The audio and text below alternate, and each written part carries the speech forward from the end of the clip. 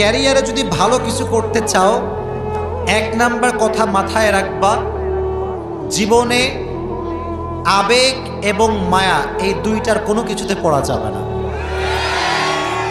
আমি আমার লাইফে অনেক ছেলে দেখেছি খুব মেধাবী, খুব ট্যালেন্ট, কোনো একটা মেয়ের পাল্লায় পড়ে পুরো ক্যারিয়ারে লাল বাতি জ্বলে গিয়েছে। অতএব মেয়ে তোমার জীবনে যেমন রহমত, এই মেয়ে তোমার জীবনে গজব হয়ে যাবে যদি তুমি হারামে চলে যাও, ঠিক কিনা? আমার কথা স্ট্রেট ফরওয়ার্ড। পছন্দ হলে शादी करोगे या नहीं करोगे पहले ये बोलो। কথা বলো, ঠিক কিনা প্রিয় ভাইয়েরা? ভাল লাগলে 2 বছর 3 বছর প্রেম করে, লাস্টে গিয়ে এও ছ্যাঁকা দেয়, এও ছ্যাঁকা দেয়, লাস্টে মেয়ের বিয়ে হয় টাকলার সঙ্গে আর যুবকটা এটা সব জায়গায় হয় না। এই আগেই পাগল হয়ে যেও না, সব জায়গায় এটা হয় না।